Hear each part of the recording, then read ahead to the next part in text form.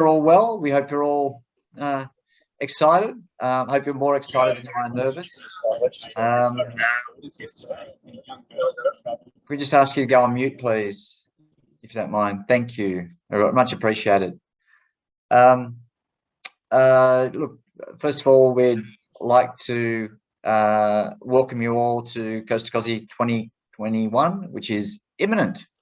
We'd also like to acknowledge the traditional owners of the lands upon which we run, work, play, and particularly the Yuin people and the Ngarigo people, which will be spending some time on their lands over the week, from Friday through to Sunday.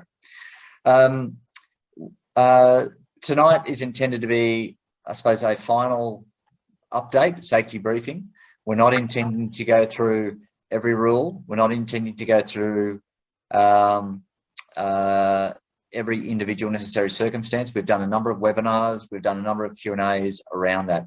This is effectively a final safety briefing on an update and adjustments to the course, any news, those sorts of pieces, and a chance for some final Q&A at the end. So to start off, you've all been watching the weather forecasts, no doubt, as indeed have we. Myself and Mickey. The course, we can say, is green. In fact, very green. And for those of you who enjoyed running through the Toowoomba Valley last year with green and a little bit of black, there's a phenomenal amount of green this year. And in fact, the course is very green. And Mickey and I were saying, I don't think we've seen it so green around Jindabyne for many years. So the course is green. It's also a little damp. It reminds me of my birthplace. That's how bloody green it is and how damp it is. So it is damp. Having said that, look, the roads are good. In general, the course is in good condition. The roads are quite good. It can have some soft edges in some circumstances. And obviously, logic there is support crews take care when moving to the side of the road or parking. Just make sure it's, you know, the surface that over which you're parking. Okay.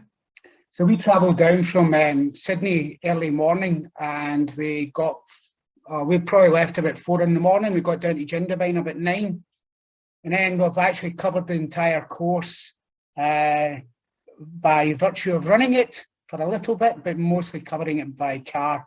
And we're basically we find ourselves now in our motel in Twofold Bay. But this morning we spoke to the ranger, so National Parks and Wildlife Services ranger, and it was just a reminder of why it's so important to kind of everybody being vaccinated and everybody making sure that they have like a COVID negative test coming through within the next 72 hours. Because like you'll find out when we kind of speak about this, but one of the actual problems with the course is the amount of snow on the, I mean, it's not a big problem, but it was held back because the guy driving the excavator, his daughter was at a school where somebody picked up COVID. So basically all those guys have had to go into isolation. And the last thing we want to do, and you know, it's really why we've enforced this kind of vaccination policy, enforced making sure that everybody's actually going to have like a COVID test and turn a negative result through.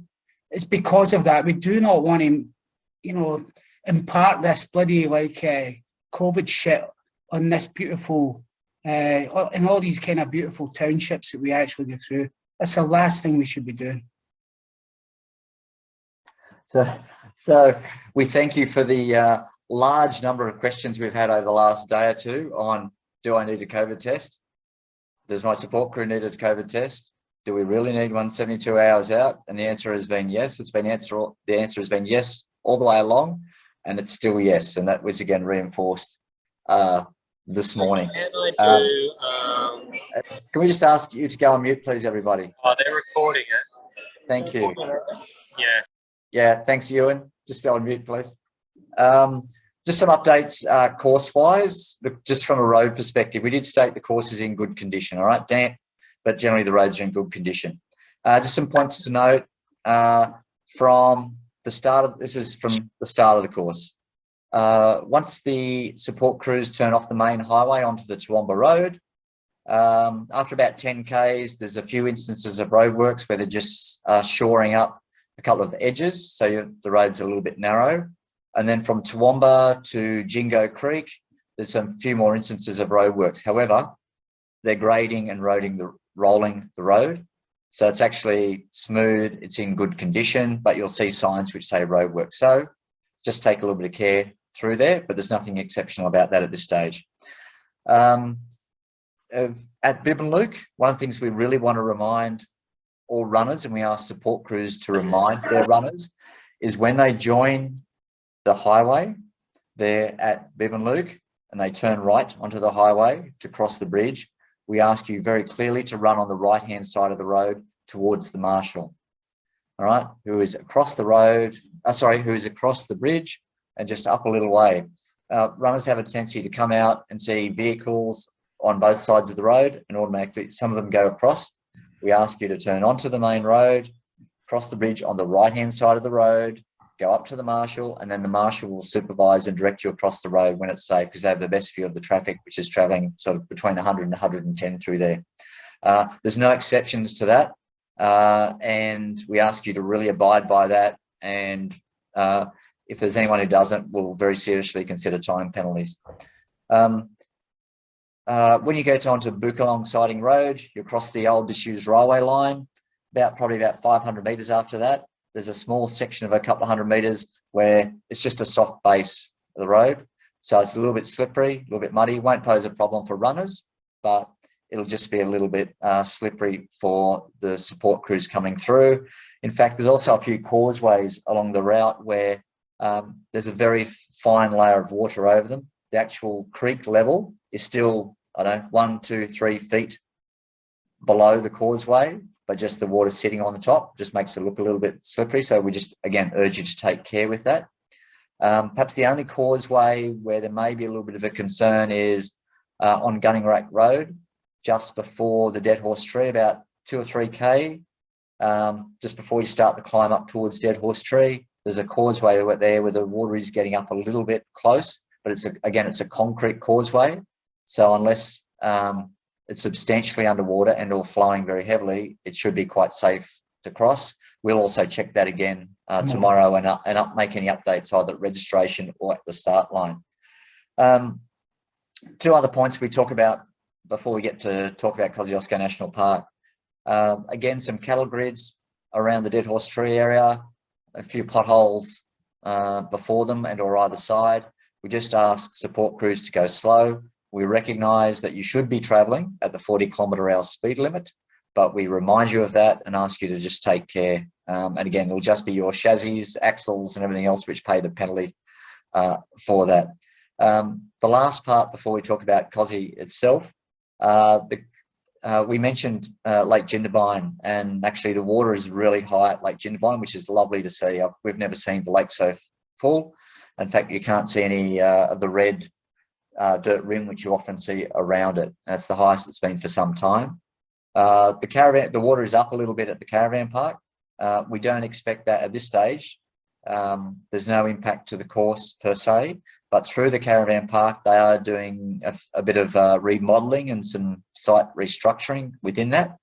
It doesn't really impact the route, but for those who've been through there a number of times, A, you'll notice the water is up, and B, you'll just notice that there's a few other things going on. There is no change to the route. And we do remind you, and particularly for some of the newcomers who raced last year, when you go through the caravan park and exit through the little side gate and make your way up the dirt path and come to sort of the car park for the caravan park, the course itself bends back around towards the service station, and you should enter Kosciuszko Road at the service station entrance, taking extreme care with traffic, but that's where you enter the course. Don't sort of head off to the right and take a shortcut and scale up or try to follow a dirt track to get up to the road. We ask you to follow it round to the left. You'll see the checkpoint sign, checkpoint 5. You'll see it there. And from there, enter the Kosciuszko Road by the bitumen entrance. That is the key thing from a general course view before we talk to and go into Kosciuszko itself. So we did hold on, can we just make sure you go onto mute, please? So we ran the course from the Charlotte Pass up to the summit and back down to Charlotte Pass this morning. And we're pleased to say that the actual, the summit path is open at this moment in time, but we do expect it to be open on Saturday when people traverse it as well. So, I mean, as anybody knows, like the Snowy River is roughly about 4.6 kilometres down from the actual start of the summit path. And then there's a place called Seaman's Hut, which is roughly 6 kilometres. Just before you hit Seaman's Hut, you'll encounter your first kind of snowdrift. And as I said earlier, like the actual rangers were using an excavator to clear the track. They've been unable to do so. So just before you get to Seaman's Hut, there's like a snowbank. It's about 1.5 meters tall. And you just, you know, you follow the actual steps that are actually in that snowbank, and you'll be able to negotiate that snowbank pretty easily, hopefully. So that's the first thing you'll come across. And then in between Rawson's Pass and Seaman's Hut, there's about another 10-meter traverse. Just use extreme care when you're actually doing that one, because that's got the potentially most hazardous outcome if you manage to slip, because you'll end up just falling down the side there. So just use extreme care in that case. And then from Rawson's Pass up to the summit, there's essentially 4 areas where you have to actually traverse the snow. Just after you take the right turn from Rawson's Pass to go up to the summit, there's a 10-meter traverse. Pretty straightforward, shouldn't be any problem. You can travel for about another roughly like 100 meters, and then there's another 10-meter traverse. Again, shouldn't cause or present any problems. And then you go for about another 100 meters, and there's a roughly about a 250 meter traverse at this moment in time. And going up, it shouldn't be too much problem. It's coming down that you really do need to show extreme care. So that's about 250 meters. And then just before you hit the actual summit, there's another snowdrift. And we ask people just to like make sure that you stay roughly to the left there, because there's a regeneration zone to the right. So just make sure that you actually stay on the snow there.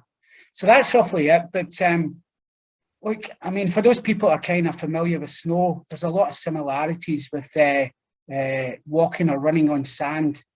When you kind of like do that, you make sure that there's usually established paths or like steps that have been cut into it. Make sure that you actually use those. Don't like try and make your own path. Don't make your own steps. Making your own steps actually just like wastes all your effort. So basically use the established paths. Where possible, if there's like a few paths to choose from, make sure you take the higher path. That just kind of like, it's a bit of contingency should you actually slip. You need to like bring your trekking poles and make sure that they're available. And we actually like strongly suggest that support crew going up to the top with you, they bring their actual support, their trekking poles as well. Bear in mind when you're using trekking poles, don't let them support your body weight. Use them for balance. And it'll be essential, it'll be especially important when you're coming back down off the summit. So when you're actually coming back down off the summit and you cross that 250 meter traverse, it can get quite hazardous. Just make sure that wherever possible, you land on your heel first, not on your toes.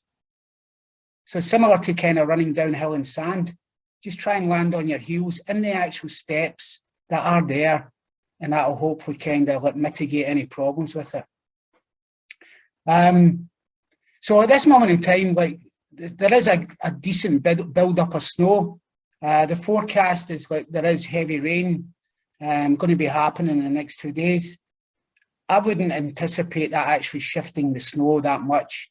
So I would actually be bargaining on like having to negotiate those snow traverses. But if you just follow those steps that I outlined there, and I'm happy to put them on the actual in the Instagram as well. But basically, if you use those steps, then hopefully you'll negotiate it without too many problems. And probably just before we then throw to a Q&A, first of all, that's the overall wrap up on the reminder on COVID safety. And again, at registration tomorrow, we need to see the test results for your crew and yourself to undertake in the last 72 hours. Thank you. You should now understand some of the road challenges or the key pieces. No, there's nothing significant from the road perspective, with the exception of a reminder on the runner being on the right-hand side of the road at Bibbenluke, and lastly through Jindabyne Caravan Park. It's still the same, but there's just a few little different things going on next to that. And obviously the snow situation as Mickey's raised with you. Just to sort of the overarching weather outlook at the current time is that there's a southerly buster coming through early Friday morning. It'll be a bit windy throughout Friday, well, actually, and winds probably building. It'll ease about later in the day down the coast and around dawn Saturday up towards Jindabyne and the Alps. There's likely to be reasonable amount of rain and showers until Saturday morning. So expect to get wet at some stage, expect to get a bit muddy at some stage, and focus on ensuring you're dry and you look after your feet, etc., particularly with wet and chafing and all those sorts of things, which I know you know to do as experienced runners, but it's a reminder about doing that. And yes, there could be some snow falling on the high peaks on Saturday morning, but you know, it may or may not occur. There was a little bit of snow on Kosci, or snowfall on Kosci a couple of days last week, so it shows it's still possible. You'll see patches of snow on your way up just before Charlotte Pass, just the odd little bit here and there. But the key piece is, you know, once you get to Charlotte Pass, you'll see a bit more of it, and you need to be expected to traverse it. And like all things Mickey and I have said since day dot, we want you to traverse that safely. We want people to finish this race. We have St John Ambulance again supporting us this year. You'll see them a lot. Make them feel welcome as part of the extended team. We hope they don't have to do anything. They're there for your safety and to assist you. So if you need them, please do use them. But we hope, you know, we don't get to that point. And we want you to complete this course, have a fantastic time, enjoy the experience, and you will be experiencing the beach as the beach, and you will be experiencing the snow at the top of the mountain. Anything else, Mickey, before we move to probably Q&A? No, I think that's it. Yeah. We've taken you off mute, and if we can just ask if there are any sort of last minute questions, again, we'll be available at registration tomorrow afternoon if you want to talk to us and ask us any further questions. For anyone who has questions, just again show, I suppose, courtesy and come in one at a time. Any questions, anybody? I've got one. Yes, Pam. If we get heavy rain at the start, before the race starts, can we stay in our car until start time rather than down the beach in the rain? Can I take that on notice, Pam, and we'll make a call on that maybe tomorrow. Well, Mick and I will discuss that and make a call on that. You may remember at this stage last year we asked everyone to register a little bit early. We had a welcome to country and a ceremony on the beach. The intent is that was beautiful. Yeah, well, the intent is we're doing that this year. We'll just need to make a call on that late tomorrow based on how the weather is going and take advice on that. We'd anticipate at this stage that it will be on. If it is bucketing, it's probably less likely, but we'll take that one on notice, okay? Okay, thank you. And just a reminder, while you mentioned the beach and being in the car, a reminder to everybody, there are no toilets at the beach. We do not want, need, desire, want to deal with complaints about people going to the toilet in the bush. Please do the right thing. And it's only 10, by memory, I should know that, about 10K or so out to the start line. Please do the right thing, okay? Thank you. Other questions, anyone? Yes, I have one. It's Martin here. Just your advice about runners being in thunderstorms. I know one year I crewed and there was some pretty heavy lightning going on. Are you just leaving it to people's discretion, or you would recommend that they get in the car if it's bolting everywhere? First of all, we'd recommend that in conjunction with the support crew, they make smart decisions. Yeah, it's all about safety. Sure. And as you'd appreciate, Martin, yeah, I know it's not an easy one, but no, it's a fair question. As we start the race, obviously everybody's bunched up. As we spread out, and by the time we get to day 2, there can be 70 kilometres between the start and the back end of the field, if not more, which can create vast differences too, even in weather conditions. Probably echo back to the point we both raised, is our safety is our first priority, all right? And we expect runners to make smart decisions. If for some circumstance, runners need to take shelter for a substantial period of time, and bear in mind we have officials out on the course too who are also relaying information and or making smart decisions and direction to us. Yeah, we would look at that as far as time considerations and those sorts of things. But we hope everybody's going to this race with the intent to complete it, with the intent to complete it safely, and your support crews should be working in conjunction with you to make very smart decisions. I would really be, I think Mickey and I would both be very disappointed if there was substantial thunderstorm activity, people did not take shelter, and risk arose from that. That's not what we're about. That's not what the intent is of Coast To Kosci. Sure. Hopefully that answers that, Martin, for you. Okay, thank you. Cheers. Yeah, cheers. Okay. Any other questions?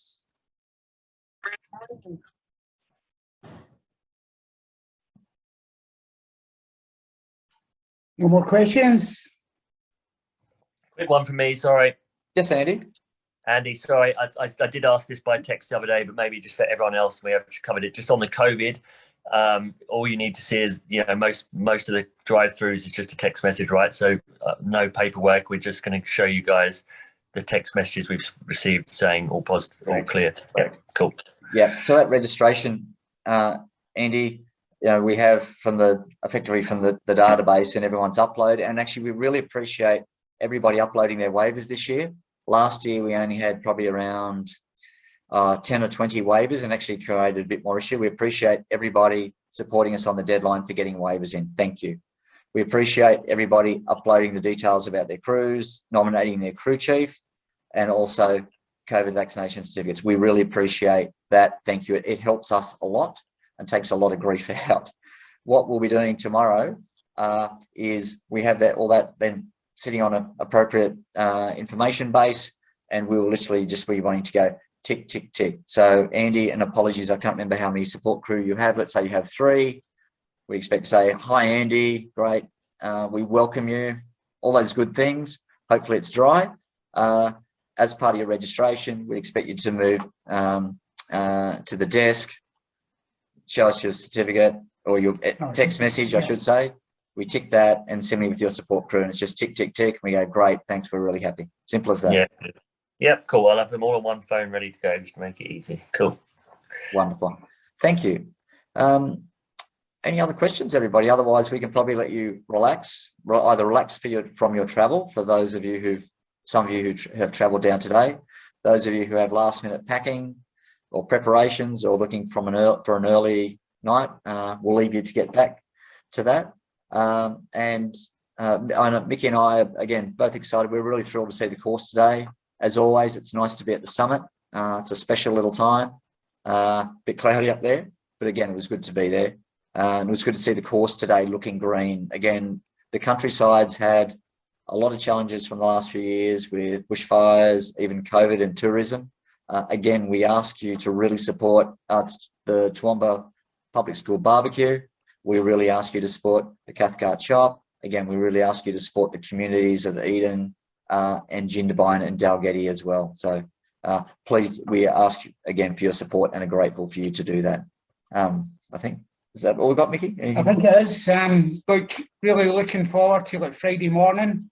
Might be some horrendous weather to negotiate, but I think everybody's spirits will be extremely high, and hopefully they're the same when you cross the finish line as well. Yeah, and we encourage you with that too. We encourage your support crews, mingle, meet other support crews in a COVID safe environment, of course, but meet other support crews and get to know your fellow runners. One of the things that we normally used to do with Coast To Kosci was have a welcome dinner.